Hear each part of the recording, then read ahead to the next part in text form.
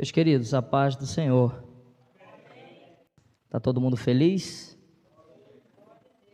Alegre também estou por estar participando dessa segunda edição, da Escola de Líderes da Assembleia de Deus Real Encontro. Para mim é uma alegria, uma honra muito grande. Pastor Marco Aurélio sabe da responsabilidade, do temor e do tremor que nós temos em ministrar a palavra do Senhor. E quando se trata de uma escola de líderes, uma escola de obreiros, a responsabilidade ela dobra, Porque nós estamos aqui para tentar fazer você entender o teu chamado, tentar fazer você entender que você é alguém que nasceu para fazer a diferença aonde Deus te colocou em sua obra. Quero louvar a Deus por essa oportunidade e parabenizá-los por estar aqui neste sábado, aonde as pessoas tiram para estar em outros lugares, curtindo, passeando, viajando, e você tirou o sábado para aprender um pouquinho mais da palavra do Senhor. Eu quero que você trouxe seu caderno, trouxe sua Bíblia, coloque na sua mão numa posição que dê para estar anotando algumas coisas. Eu pretendo ser o mais simples possível para que haja entendimento e o aprendizado imediato na vida de cada um. Primeiro eu preciso que os irmãos abram comigo as suas Bíblias, do Evangelho de Jesus, escrito por Mateus, capítulo de número 9, versículo 35. Mateus, capítulo 9, versículo 35. Trago-vos um abraço da minha esposa, missionária Meire. Ela não pôde estar aqui com a gente, pois está tendo uma programação na nossa igreja e ela está lá trabalhando, ajudando os irmãos, mas ela mandou um abraço para todos vocês, que Deus possa lhes abençoar. Mateus capítulo 7, ou melhor, capítulo 9, versículo 35. Enquanto você está procurando aí o texto, deixa eu apresentar para vocês uns livros que eu trouxe, para que você venha adquirir, ou no intervalo, ou depois que terminar aqui a nossa escola de líderes. Eu tenho um livro aqui com o tema A Nossa Trajetória no Deserto dessa Vida. Esse é o livro para quem está ingressando no corpo de obreiros, para quem deseja ser uma liderança excelente. E esse livro vai te ajudar a entender o porquê que você passa por algumas coisas para alcançar os teus objetivos. O segundo livro que eu quero apresentar aos irmãos é 8 Conselhos para Ser Bem-Sucedido. Isso aqui também é para liderança, é para obreiros, é para a igreja. Você vai ter aqui 8 conselhos para ter uma vida bem sucedida diante da sociedade e diante da presença de Deus também. O terceiro livro que eu apresento aos irmãos é O Impacto da Santidade. Esse livro é de um grande escritor, grande orador, um conferencista internacional. É brasileiro, o pastor Luciano Subirá. Eu acho que alguns irmãos já conhecem. Ele fala sobre santificação de uma forma muito simples. E nesse livro aqui, você vai aprender sobre santificação inicial, santificação progressiva e santificação final. É um livro muito bom. Eu leio ele, vou ler de novo, vou estudar ele e vou viver uma vida mais santa diante da presença de Deus. Então são esses os livros que eu trouxe, alguns exemplares, são poucos também. Você compra um para você, compra um para dar de presente para o seu pastor, compra um para dar de presente para alguém, ajude alguém a crescer na graça e no conhecimento da palavra do Senhor. Quem achou o texto, diga eu achei. Vamos ficar em pé para ler o texto? Palavra do Senhor que veio a nós essa tarde, no capítulo 9, versículo 35 do Evangelho que escreveu Mateus, diz assim: E percorria Jesus todas as cidades e aldeias, ensinando nas sinagogas deles, e pregando o Evangelho do reino, e curando todas as enfermidades e moléstias entre o povo. E vendo a multidão, teve grande compaixão deles, porque andavam desgarrados e errantes, como ovelhas que não têm pastor. Então disse aos seus discípulos: a seara realmente é grande, mas poucos são os ceifeiros. Rogai, pois, ao Senhor da seara que mande ceifeiros para a sua seara. Quem diz amém? Curve a sua cabeça por um minuto. Deus dos céus, Deus da terra, Deus de meus pais, Deus da minha infância, Deus da minha vida, obrigado por tua bondade, por tua misericórdia, por teu favor.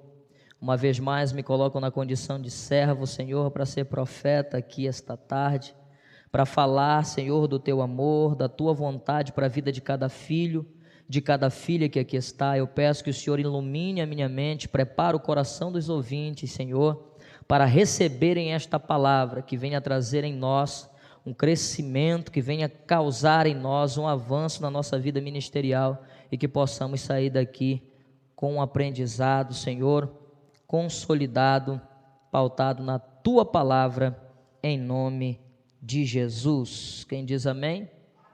Então sente-se prestando atenção também e exaltando o nome que é sobre todo nome. Queridos de Deus, nessa tarde de Escola de Obreiros e de líderes da Assembleia de Deus, Real Encontro, Deus coloca algo aos nossos corações para transmitir a vocês, e eu peço que você anote tudo que você puder anotar, porque tem coisas que eu não vou poder falar aqui, mas eu vou designar alguns textos para que você venha anotar e depois concordar com aquilo que vai ser falado e aprender um pouquinho mais sozinho em casa. Amém? Hoje é dia 15/6/2019, nós estamos iniciando às 3h45, 15h55.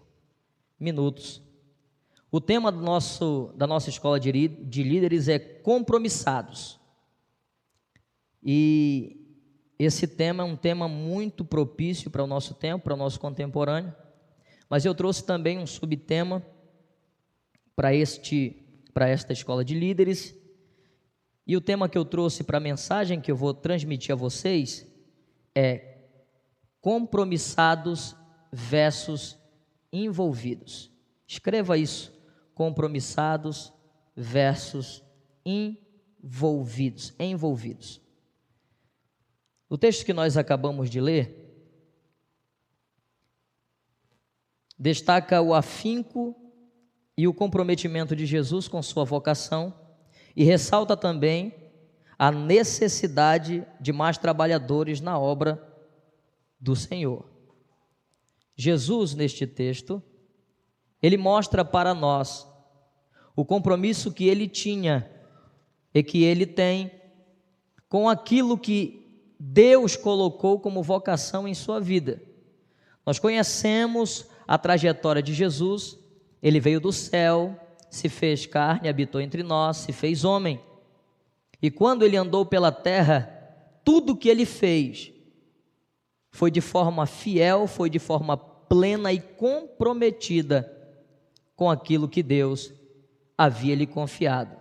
Você não vai ver Jesus em nenhum momento do seu ministério tentando olhar para trás e tentando voltar atrás daquilo que Deus lhe havia confiado a fazer. Então esse texto que nós lemos aqui como base para este estudo mostra o comprometimento de Jesus com sua vocação, mas também ressalta a necessidade de mais trabalhadores, de mais obreiros, de mais missionários compromissados com a obra que Deus lhe confiara. Eu faço uma observação aqui, porque eu falei da necessidade de haver mais trabalhadores, a necessidade de mais pessoas na obra do Senhor. Só que parece que a necessidade havia porque não tinha ninguém para fazer a obra. Não é bem assim. Se você prestar atenção na Bíblia Sagrada, na trajetória de Jesus na terra, você vai perceber que algumas multidões seguiam Jesus. A primeira multidão que seguia Jesus era uma multidão de 500 pessoas. A segunda multidão era uma multidão de 5.000 pessoas. A história vai nos fornecer o contingente de quase 15.000 pessoas que seguia Jesus por alguns lugares por onde ele passava. Eu estou falando fora dos 12 discípulos que ele com sua própria mão selecionou, com a sua própria vontade selecionou e deu para eles trabalhos específicos para que eles viessem executar. Mas o texto está dizendo que a seara é muito grande e são poucos os ceifeiros. O que era que exatamente Jesus estava querendo dizer? O que era que Jesus estava querendo falar quando ele disse que poucos eram os trabalhadores na seara? Será que ele estava falando do quantitativo? Será que ele estava se referindo ao contingente que o seguia, que estavam ali para o ouvir? Não. Eu quero que você entenda, por essa observação, isso não ocorria por falta de pessoas, e sim pela falta do comprometimento daquelas pessoas que seguiam Jesus. Jesus não tinha falta de pessoas, Jesus tinha falta de pessoas comprometidas e compromissadas com a obra do Evangelho. Essa mesma questão, nos dias odiernos, se repete, agora numa proporção muito maior. O Evangelho cresce, cada dia mais o Evangelho vai crescendo, vai avançando, novas pessoas se convertem, novas lideranças se levantam. E quanto mais pessoas se agregam ao Evangelho, mais trabalho aparece. Os pastores que estão aqui sabem muito bem do que eu estou falando. Quanto mais a obra cresce, mais trabalho aparece. E é aí que mora o grande problema. Temos muito trabalho, porém poucos trabalhadores compromissados. Tem muita gente que passa para você ou para a sua liderança uma impressão de que é alguém que está pronto para trabalhar na obra, disponível, disposto para fazer alguma coisa, mas que na verdade é apenas alguém que admira o trabalho que você faz, é apenas alguém que aplaude o trabalho que você desenvolve. Deixa eu dar um exemplo. Tem alguém que trabalha aqui com criança, tem alguém que faz um trabalho excelente com criança nesta igreja, tem alguém que faz um trabalho excelente com jovem nesta igreja, tem alguém que faz um trabalho excelente com os varões, com a diaconia desta igreja, e este alguém é admirado pelas pessoas, As pessoas chegam perto de você, elogiam seu trabalho, elogiam o seu desempenho, seu desenvolvimento, seu pastoreio. Elas admiram você, mas quando você precisa dela para alguma coisa, ela diz um não bem grande, que é para você ouvir, nunca mais chamar ela. Que tipo de pessoa é essa? É uma pessoa compromissada com aquilo que ela vê em você? Não. O máximo que ela é uma admiradora secreta do trabalho que Deus confiou nas tuas mãos. Um agente do FBI infiltrado no trabalho que Deus colocou nas tuas mãos. Eu chamo essas pessoas de envolvidos. São pessoas que não são compromissadas. E o tema aqui é compromissado. São pessoas que são envolvidas com aquilo que Deus te confiou. Eu vou ser um pouquinho mais profundo e contundente. Elas são envolvidas com o ministério que Deus te deu. Elas não querem fazer o que você faz, mas querem ter o chamado que você tem. Deu para entender? A pessoa que se envolve com o trabalho que você desenvolve, ela não é compromissada com você. Ela é envolvida com o teu chamado. E isso é um perigo muito grande, irmãos. Para os líderes que estão aqui, você precisa selecionar em oração as pessoas que vão trabalhar com você. Porque quando você seleciona em oração, o dono da seara não vai enviar qualquer pessoa. Eu vou ser mais contundente, não vai enviar um investigador espiritual, não vai enviar um agente infiltrado no seu departamento. Deus vai enviar a pessoa certa para te ajudar, para ombrear e compromissar com aquilo que Deus te confiou. Quem diz amém? Nós precisamos selecionar de forma clínica. E no mundo espiritual só se seleciona de forma clínica as pessoas de joelho no chão e de boca no pó, orando a Deus. Muita gente passa por essa seara. Escreve isso aqui porque não tem PDF no Google, irmão. Muita gente passa por essa seara, porém poucos se comprometem com a mesma. Temos muitos envolvidos, mas poucos compromissados. Quer que eu repita?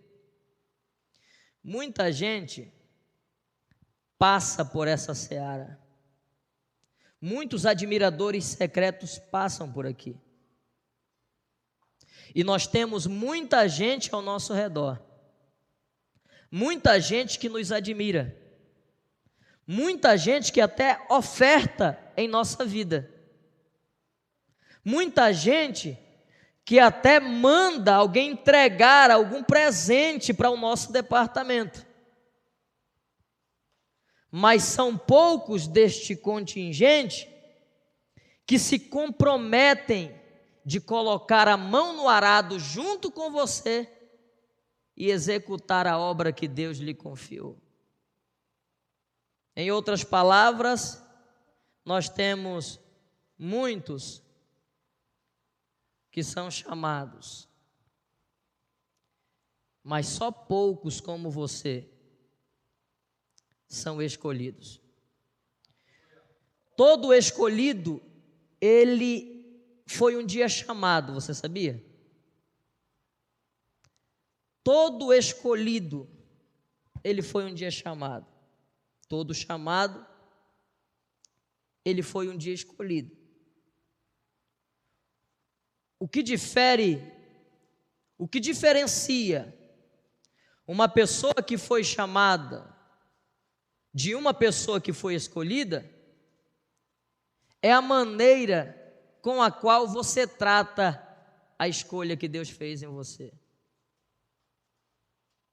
Eu vou te fazer entender. Deus faz uma promessa para alguém. Tem alguém que tem promessa aqui além de mim? Deus faz uma promessa para você. Ele fez diversas promessas para nós. Aí, porque você tem promessa, você comprou uma televisão 40 polegadas no tempo da Copa, você tem ela até hoje. Que arrependimento, hein? Aí você comprou um sofá bastante confortável. E porque você tem promessa, você liga a televisão na Netflix e fica lá sentado. Porque aconteça o que acontecer, e eu já vi alguém pregar isso, a promessa vai se cumprir na sua vida. Não é assim que você já ouviu alguém falar? Aconteça o que acontecer, irmão, venha o que vier, a promessa vai se cumprir na sua vida. Pastor Eliezer também já pregou assim, na sua ingenuidade. Só que, de fato e de verdade, é assim que acontece, irmão? Não é. Primeiro, que a promessa ela tem um tempo de espera. E toda promessa é antecedida por uma ordem.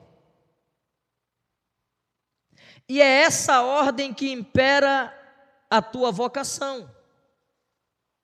É essa ordem que faz a diferença no teu chamado. Não é a promessa que você tem que muda a tua história. É a ordem que Deus te deu antes da promessa que faz a diferença no sucesso que você vai ter no futuro. Eu vou te explicar. Toda promessa é antecedida por uma ordem. E promessa dada, mais promessa executada, eu vou repetir. Ordem dada, mais ordem executada, é igual promessa cumprida. Eu já falei isso aqui outra vez. O que faz o teu chamado aparecer não é você sentar no sofá, ligar a televisão na Netflix, esperando a promessa se cumprir. É você prestar atenção naquilo que Deus te prometeu e confiou nas tuas mãos como um chamado, e se prontificar de ter um compromisso com aquilo que Deus colocou nas tuas mãos. O que vai fazer a diferença na vida de um líder, o que vai fazer a diferença na vida de um obreiro, é ele se comprometer com o seu chamado. É ele ter compromisso com aquilo que Deus colocou nas suas mãos. Deixa eu abrir um parêntese. Tem algumas pessoas que sofrem frustrações, que têm uma vida profissional, uma vida espiritual, uma vida na obra do Senhor, ministerial, frustrada. Por quê, pastor? Porque receberam a promessa, aceitaram a vocação, pegaram o departamento, pegaram a liderança de determinado departamento e não se comprometeram por inteiro. Se envolveram com aquilo, mas não firmaram um compromisso com aquilo que foi colocado em suas mãos. Aí o fruto não apareceu, pastores. O fruto não aflorou. A árvore não produziu. E a pessoa acha que ela é incapaz de liderar. A pessoa acha que ela é incapaz de conseguir chegar. Só que eu vim aqui para te dizer que você não é incapaz. Duas coisas você não é, você que se frustrou. Duas coisas você não é. A primeira vai te alegrar, você não é incapaz, você é capaz. A segunda coisa vai te decepcionar, você só se frustrou porque você não é compromissado. Quando você se compromete com aquilo que Deus te deu, com aquilo que Deus te confiou, o próprio Deus dá o crescimento. Pelo suor das tuas mãos, pelo trabalho das tuas mãos. Ele faz você crescer. Ele faz você avançar. Ele faz o teu departamento, a tua liderança, aparecer. Quantos aqui têm uma liderança debaixo das suas mãos? Deixa eu ver você. Ninguém aqui tem uma liderança debaixo das mãos? Ninguém é líder de nada aqui? Todos nós que temos uma liderança, irmãos, todos nós que temos uma liderança, nós precisamos doar a nossa alma, porque isso vai mostrar para Deus o comprometimento que nós temos com a obra dele. Isso vai mostrar para Deus a vontade que nós temos de fazer aquilo que ele nos confiou fazer. Quando nós não somos compromissados nem com aquilo que está nas nossas mãos, nós nunca seremos compromissados com aquilo que está na mão de outro. Ou seja, compromissado aqui na igreja é compromissado lá fora, mas o compromissado lá de fora nem sempre é compromissado aqui dentro. Agora, uma vez que você se compromete com a obra de Deus, com aquilo que está na tua mão aqui dentro da igreja, quando você vai para o secular, o teu sucesso é garantido. Sabe por quê? O mundo não ensina nada para a igreja, mas a igreja ensina muito para o mundo. Você vai influenciar ao sair daqui. Você vai influenciar, incentivar, ajudar outras pessoas a ter o compromisso que você vai firmar com Deus, que você tem firmado com Deus na sua obra. E aí todas as áreas da sua vida serão bem-sucedidas. Eu vou repetir para entrar aqui. Muita gente passa pela seara, porém poucos se comprometem com a seara. Temos muitos envolvidos e poucos compromissados. Amém até aqui? Eu quero aqui dentro desta introdução,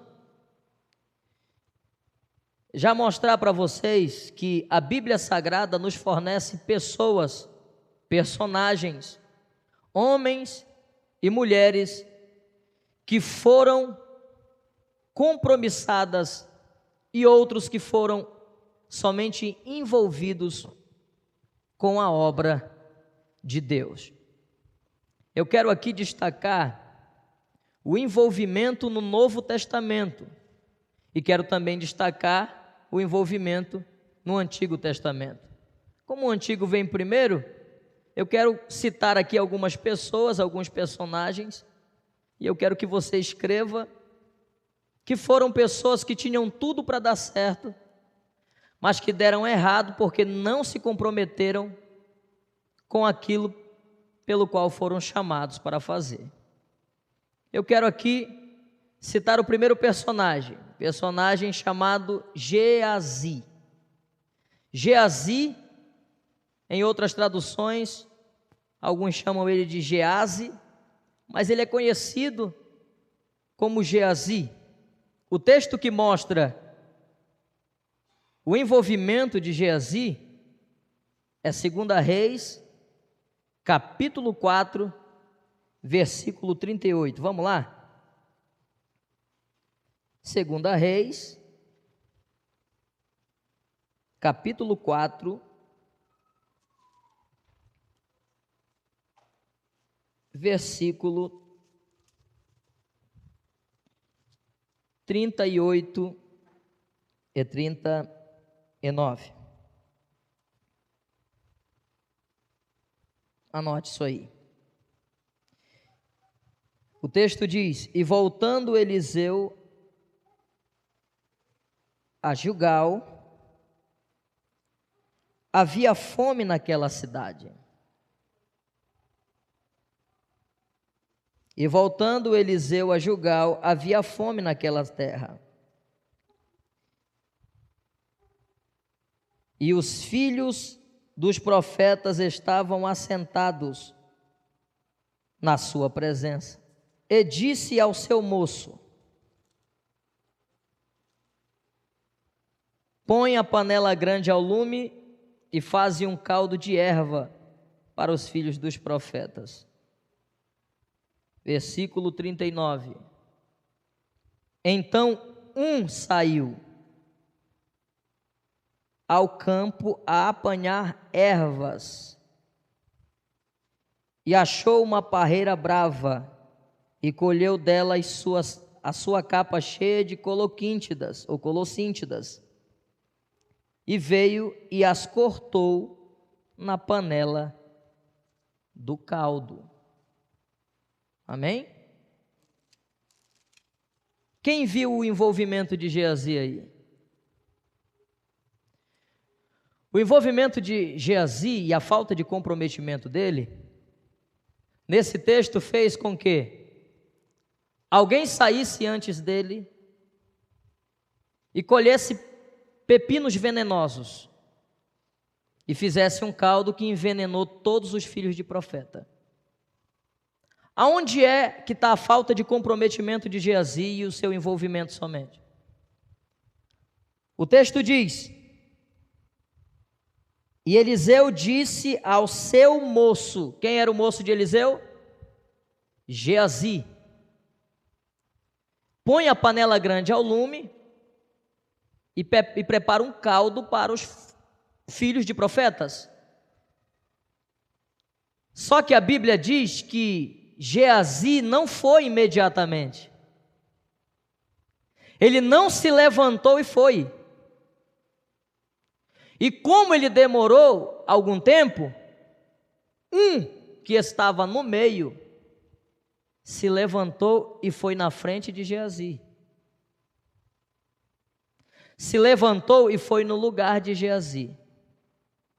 Deixa eu explicar algo para vocês. Geazi era o moço de Eliseu, ele deitava água aos pés de Eliseu. Ele era cotado para ser o sucessor do profeta Eliseu. Ele era o bola da vez. Ele era o cara que precisava estar compromissado com aquela obra. Ele era quem deveria ter saído para colher as ervas e fazer o caldo. Mas ele demorou. Ele recebeu a ordem e fez assim para a ordem. Ele recebeu a ordenança e virou as costas para a ordenança, fez que não ouviu. Tem muito assim, né? Ele fez que não era com ele. Só que Geazi era preparado para aquilo. Ele sabia qual era as ervas. Ele sabia qual eram as árvores. Ele conhecia de caldo. Só que como ele não foi um no lugar dele que não conhecia de ervas, não conhecia de caldo, não conhecia do ofício de Geazi. E o que foi que aconteceu, pastor? Eles fizeram um caldo venenoso e que só não matou os profetas de Eliseu, os alunos de Eliseu, porque Eliseu ainda era homem de Deus. A unção de Deus ainda estava na vida de Eliseu. Aí ele pega a farinha, que é a matéria-prima do pão, que simboliza a palavra, coloca no caldo, cura o caldo venenoso e ninguém mais passou mal. Deu para entender? Só que gera consequência, irmão, os teus erros. Você é a bola da vez. Você é alguém que Deus te chamou para ser compromissado, para ser comprometido. De repente você decide não obedecer. Alguém vai no seu lugar que não tem a habilidade que você tem. Alguém vai no seu lugar que não tem a destreza que você tem. E acaba fazendo caldo de pepino venenoso e envenenando toda a igreja. E depois, se não tiver um homem de Deus aqui em cima para resolver o problema, a igreja vai para o beleléu. A obra de Deus é arrebentada, irmão. Desculpa a minha maneira de falar, mas é isso que acontece. Deus está à procura de homens e mulheres compromissados com aquilo, no mínimo, aquilo que Deus colocou nas tuas mãos. Não quer fazer o que o outro departamento faz? Não quer ajudar o teu irmão do outro departamento? Faz pelo menos aquilo que está nas tuas mãos. Porque Geazi comprometeu toda a escola de profetas de Eliseu por falta de obediência, por falta de afinco, de aplicação, de compromisso naquilo que estava nas mãos dele. E olha só o que é interessante, porque o compromissado ouviria aquela ordem e iria imediatamente, e continuaria sendo a bola da vez. Só que Geazi não é alguém compromissado. Geazi é um camarada envolvido só. Perceba, ele foi escolhido a dedo pelo profeta. O profeta disse: Geazi, eu quero você do meu lado. Geazi olhou e disse: opa, estou sendo cotado para ser o sucessor do profeta, é isso mesmo? Eu vou na hora. A Bíblia não diz, mas eu digo, eu tenho a impressão que Geazi olhou para o futuro de lucros que ele teria como profeta. Geazi olha para o futuro de lucros financeiros, de status, diante da sociedade da época, por ele ser cotado para ser o próximo profeta a entrar em ação depois de Eliseu. Ele não pensou como você pensa. Você pensa em fazer a obra de Deus por amor. Você pensa em fazer a obra de Deus com dedicação, para o bem de todos e o crescimento do Evangelho. Não é assim que você pensa? Geazi não pensou assim, irmão. Geazi viu primeiramente o status de ser profeta, a nomenclatura, o título, e depois o lucro. Só que ser um envolvido gera consequências negativas na nossa vida. Ser um envolvido não fica de barato, não. Ser um envolvido gera consequências que nós iremos carregar para o resto da nossa vida, porque a maioria dos envolvidos é alguém chamado por Deus, só que não tomou uma posição de se comprometer, só quis se envolver. Aí você vai sofrer, irmão, porque uma vez que Deus te chamou, Ele te chamou para você ser alguém compromissado, Ele te chamou para ser alguém comprometido, Ele te chamou para ser alguém para fazer a diferença no lugar aonde você está, no lugar aonde você chegar. Quando você não se compromete, quando você não é alguém compromissado, isso vai gerar em você consequências, vai gerar em você coisas ruins, vai gerar em você frustrações futuras. E eu quero mostrar para vocês as consequências de ser um envolvido na vida de Geazi. Abra lá comigo o capítulo 5 e o verso 20, do mesmo livro que nós citamos. Segunda dos Reis, capítulo 5, versículo 20. Segunda Reis, capítulo 5, versículo 20, diz assim: Então Geazi, moço de Eliseu, homem de Deus, não é Geazi que é homem de Deus, é Eliseu que é homem de Deus, disse: Eis que o meu senhor impediu a este Ciro Naamã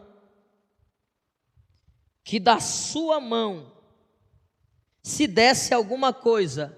Olha o interesse de Geazi, quando ele foi chamado para ser cotado, o sucessor de Eliseu. Olha o pensamento dele.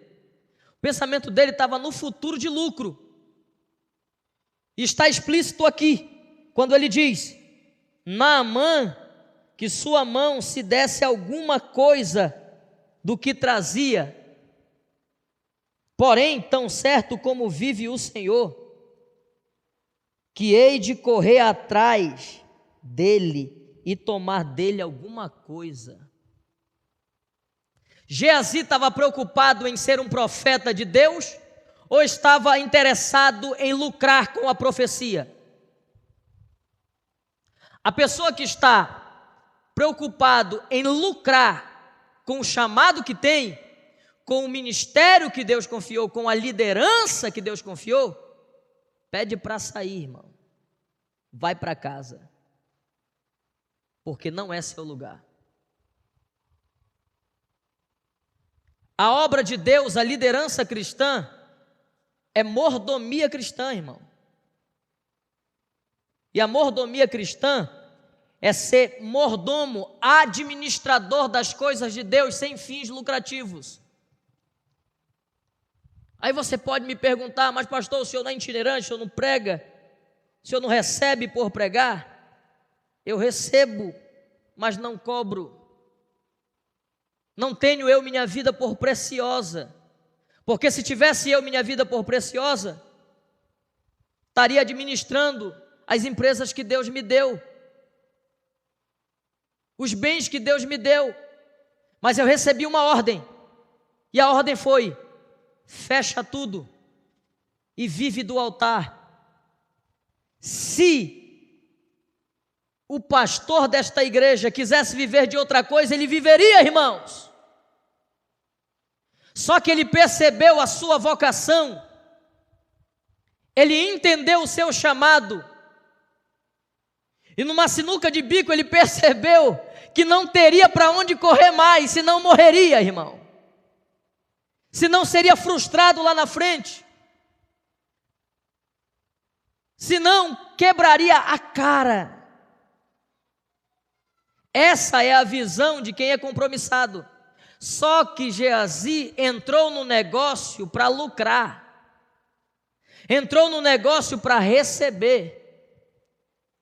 Por isso que ele não fez o caldo que era para fazer. Mas quando chegou na hora de receber a oferta de quem queria ofertar, o profeta, quando ele viu que o profeta rejeitou a oferta que queriam lhe dar como compra ou paga do milagre que ele havia feito, ele corre atrás de Naamã e vai até Naamã e diz, ele mente, ele diz: o meu senhor Eliseu mandou que eu viesse aqui, porque chegou alguns estrangeiros aí, estão precisando de roupa e alguns ciclos de prata, alguns ciclos de ouro.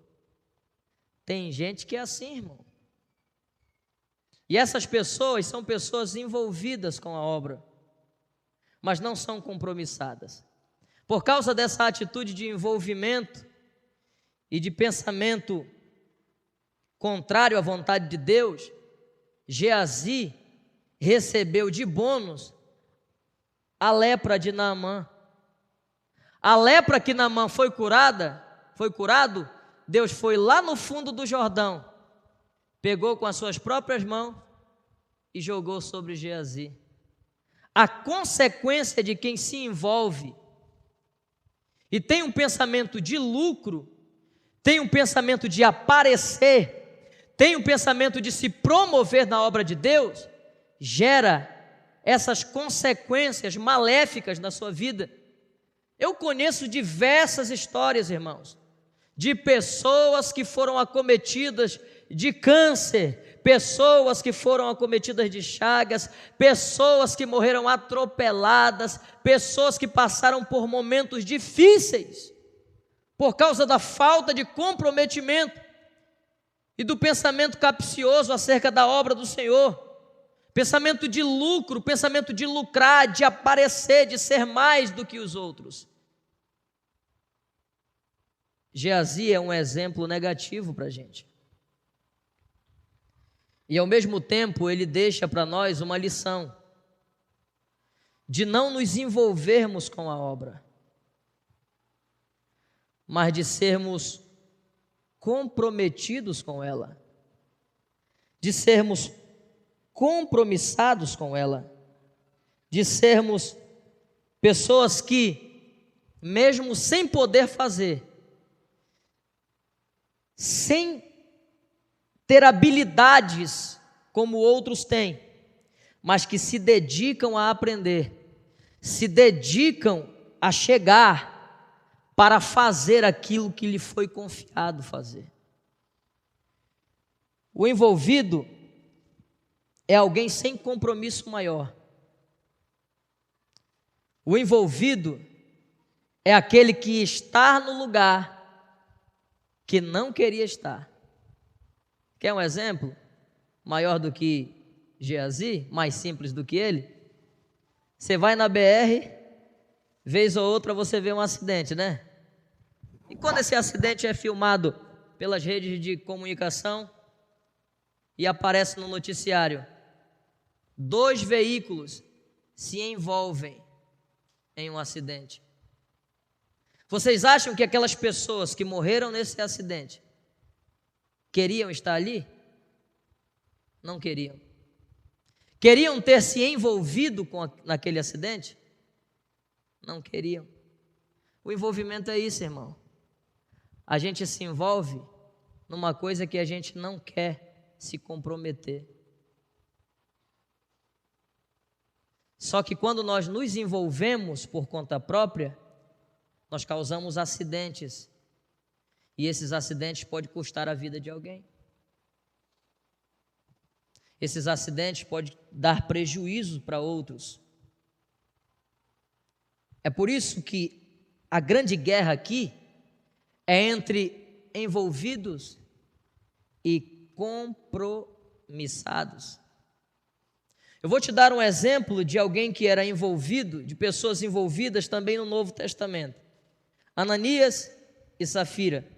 O texto que mostra o envolvimento de Ananias e Safira está em Atos dos Apóstolos, capítulo 5, versículo 1 ao 10. Vamos lá.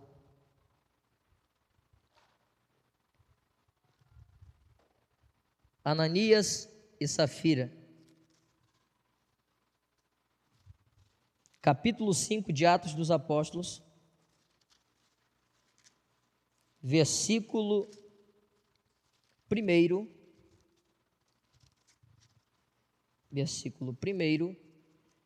em diante.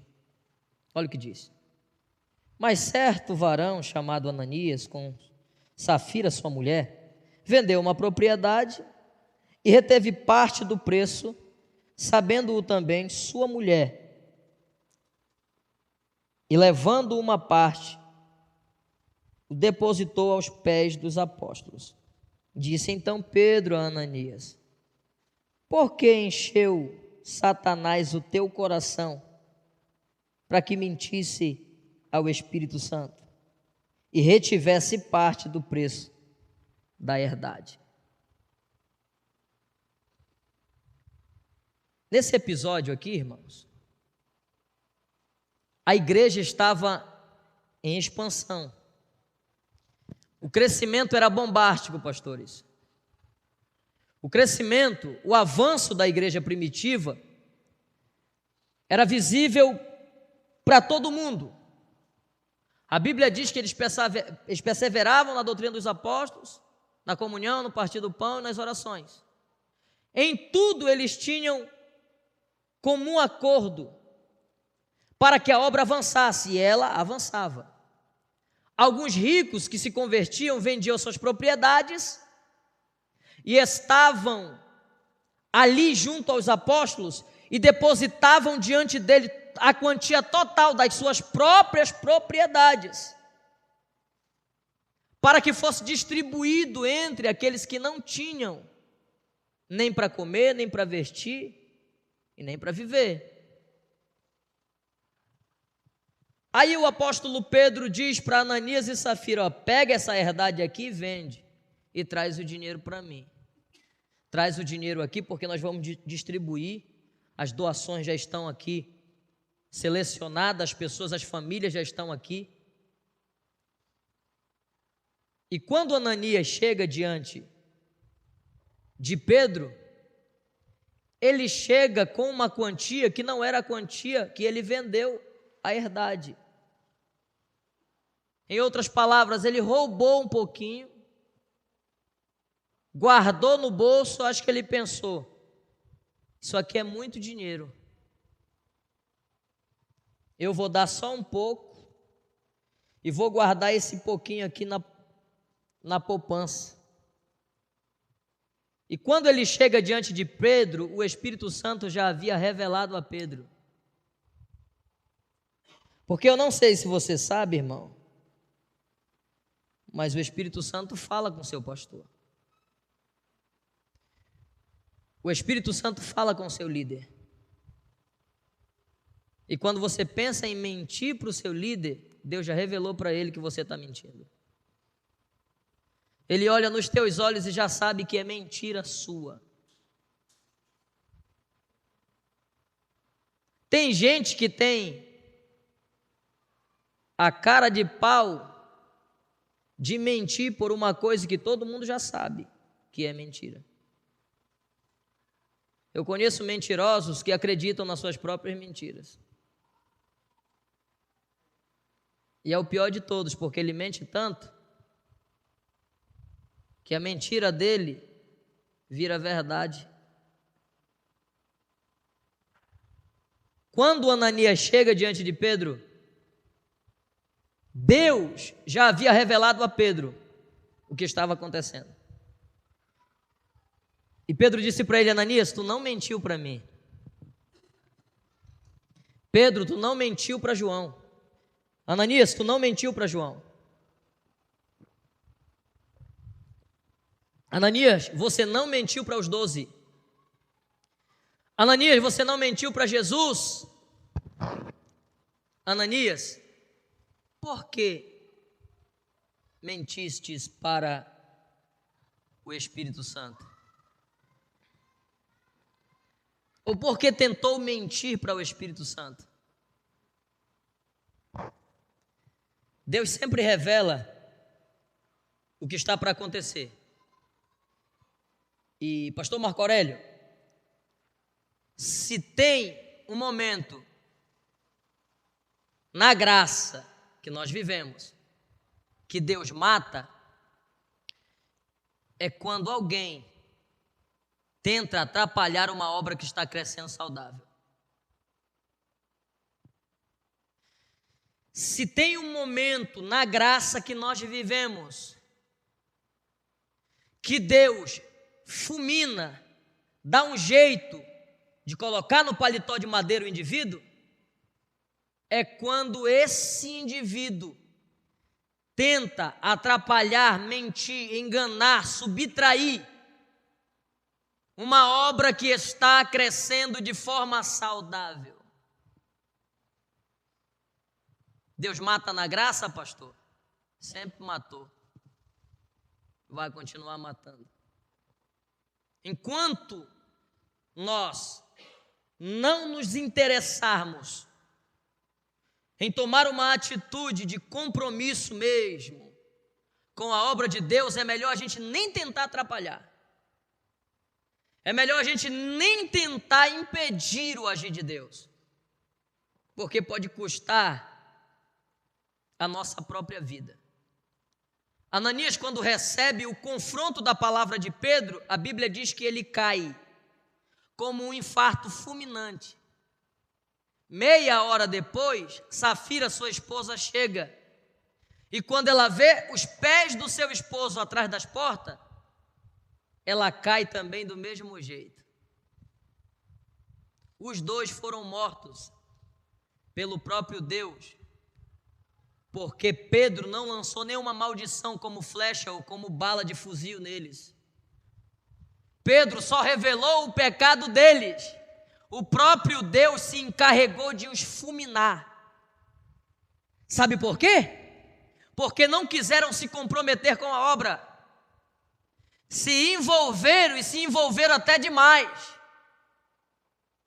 Quando a gente se envolve até demais, a gente se atrapalha, porque a gente vê muita coisa.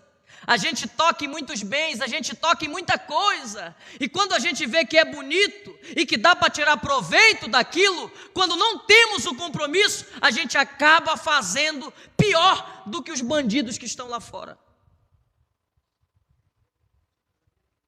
A gente rouba a Deus, a gente tenta enganar o Espírito Santo, o diabo cega a gente de tal maneira que nós não conseguimos lembrar que os olhos de Deus estão em todos os lugares. Não conseguimos lembrar do que o salmista disse: se eu subir ao céu, lá tu está; se eu for nas profundezas do mar, lá tu está; se eu me enfiar num buraco, numa cisterna debaixo da terra, lá os teus olhos vão me ver. A gente esquece de textos decorados da Bíblia, textos que fizeram a gente ser crente de verdade. Mas quando nós estamos entrelaçados no envolvimento da obra, visando os lucros ou o benefício, ou por que não dizer o status que a obra pode me dar, a gente esquece que Deus é Deus e que Ele não é gente. E a sentença é o quê? Consequência. A Bíblia nos mostra um padrão de Deus, e no padrão de Deus está a lei da semente, a lei da semeadura. Aquilo que tu planta, tu colhe. Se tu plantou pouco, você vai colher pouco; se plantou muito, vai colher muito. E isso foi uma verdade dita por Deus para ilustrar uma plantação no caráter literal, mas que pode ser aplicada no que diz respeito à vida espiritual de cada um de nós, a nossa vida cristã, no avanço do Evangelho. Quando você planta alguma coisa ruim, uma semente ruim dentro do Evangelho, você vai colher essa mesma semente lá fora, depois numa proporção muito maior. Você já plantou uma espiga de milho para colher uma outra espiga de milho só? Nunca, irmão. Você planta uma espiga de milho, no mínimo, você vai ter 200 espigas depois, na colheita. Então nós temos que prestar bem atenção aquilo que a gente está plantando na obra do Senhor, aquilo que a gente está semeando na obra do Evangelho, aquilo que a gente decidiu semear na obra de Deus. Porque a consequência, a colheita de Ananias e Safira foi a morte, porque eles plantaram ganância, porque eles plantaram subtração, porque eles plantaram divisão, eles plantaram contenda, eles plantaram desamor, eles plantaram envolvimento e falta de compromisso. E eles colheram a morte. Não quer dizer que você também, se não tiver compromisso, vai colher a morte. Não. Trabalhar de Deus com cada um é diferente de cada um. Só que não pense que fique impune, não. Deus sempre vai colocar diante de você a consequência de tudo que você faz. Seja bom ou seja ruim, a consequência vai vir. A consequência vai vir.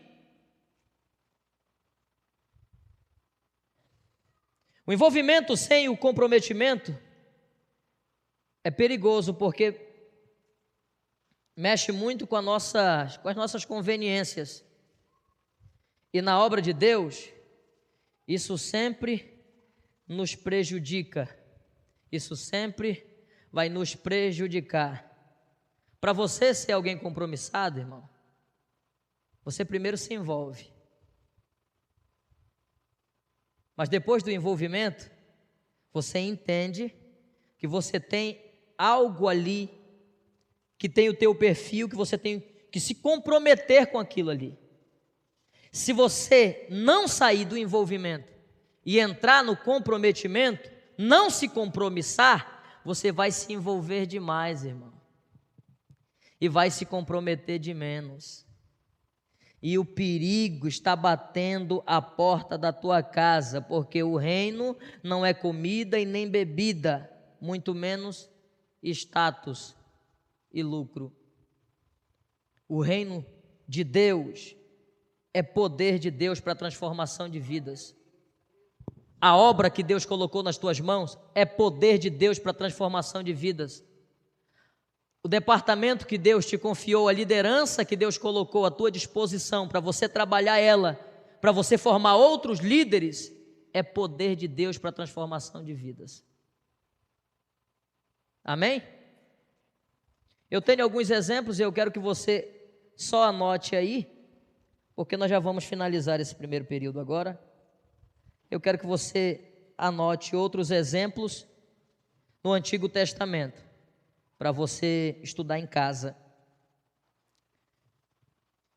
O primeiro exemplo dos outros do Antigo Testamento é Caim.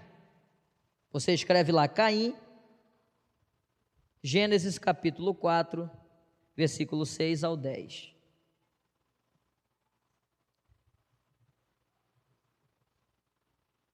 Aí você coloca lá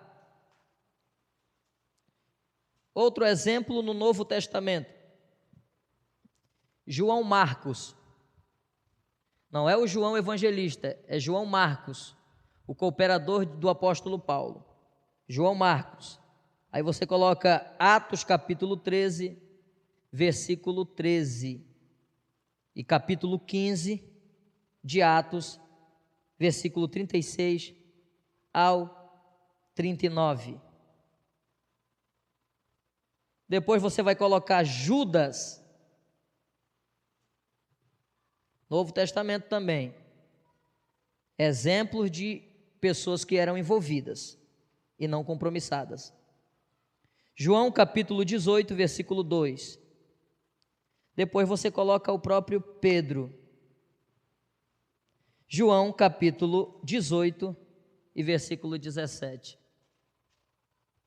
João capítulo 18, versículo 17, é o envolvimento de Pedro.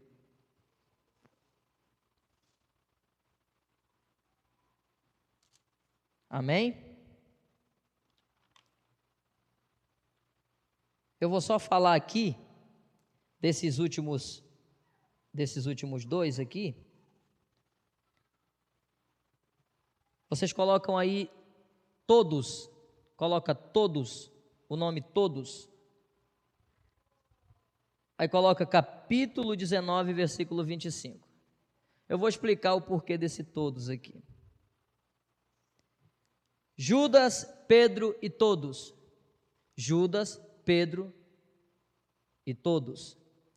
Amém? Vocês escreveram aí, né? Judas, Pedro e todos. Judas foi aquele que traiu. Pedro foi aquele que negou. E todos foram que abandonaram Jesus.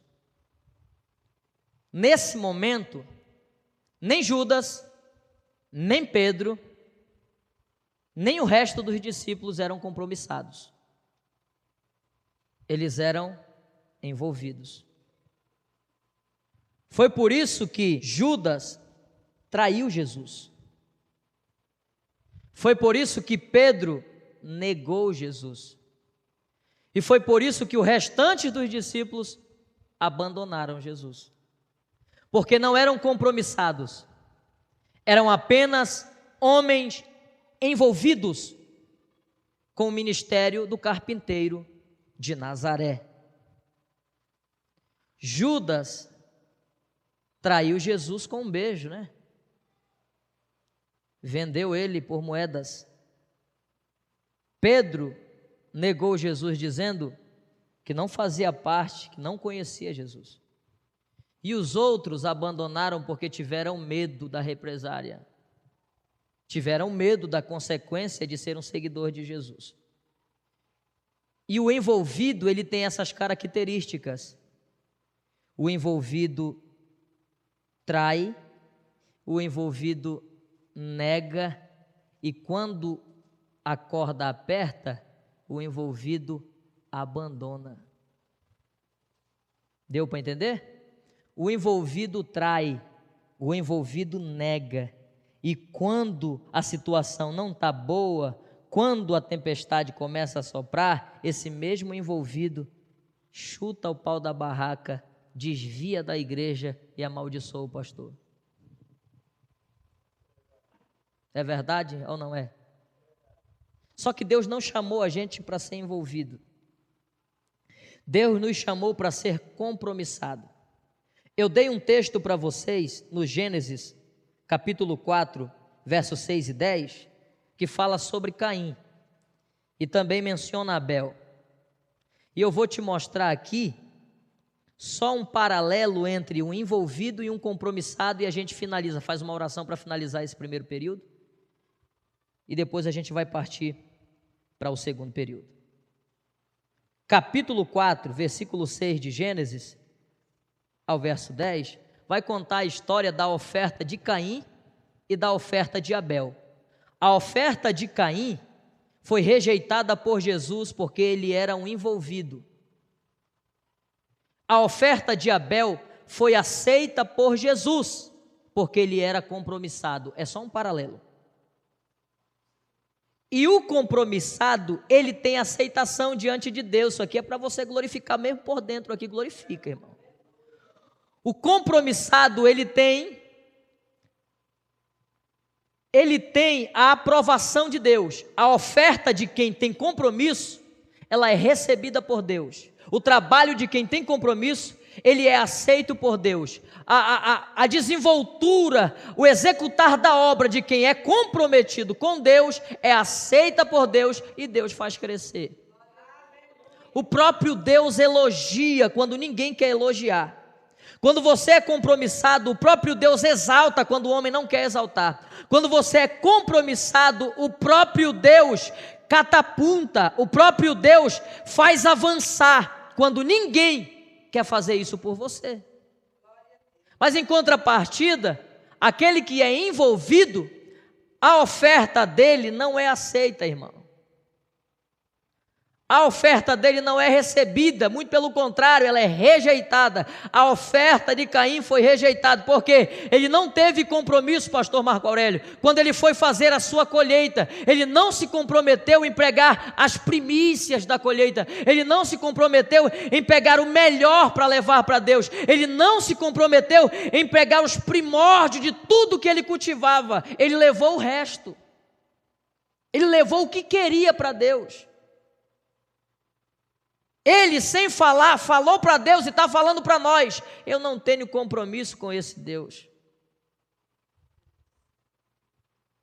Eu só sou envolvido com esse Deus porque os meus pais me ensinaram que Ele é Deus.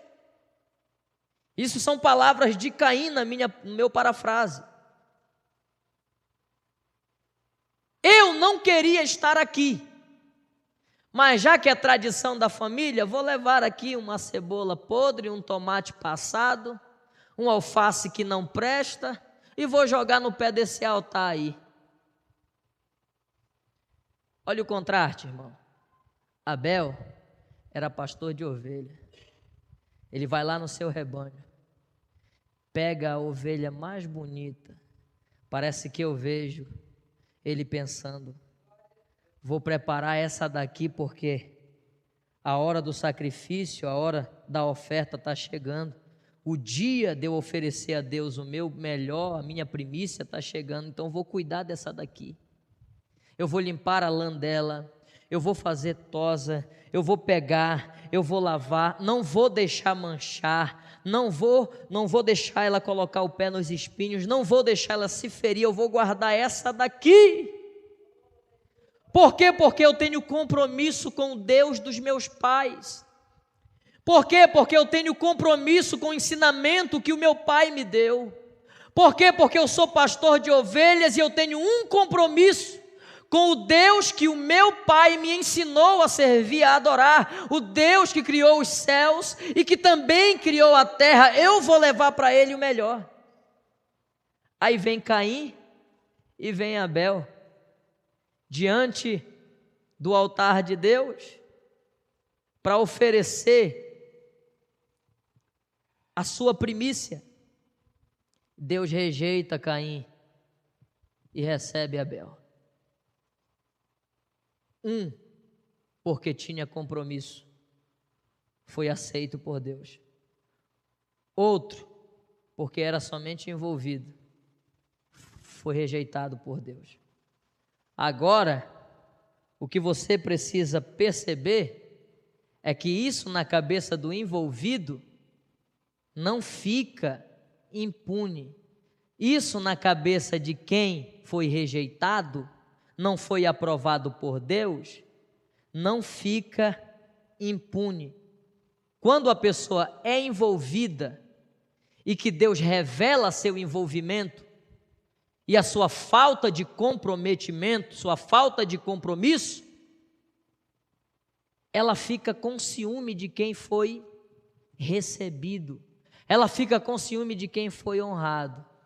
E eu vou falar aqui, o envolvido, ele é capaz de matar, porque Caim matou seu irmão Abel, mas o compromissado, ele não tem coragem de matar, mas se for preciso morrer, ele morre por amor ao compromisso que ele firmou com o seu Deus. Entenda isso e escreva: o envolvido mata, o comprometido morre. O envolvido mata porque tem inveja, o comprometido morre porque tem amor. Aleluia. O envolvido mata porque não consegue ver a aprovação de Deus na sua vida, não consegue engolir a aprovação de Deus na sua vida. O compromissado morre porque para ele o viver é Cristo e o morrer é lucro. Quem pode aplaudir Jesus?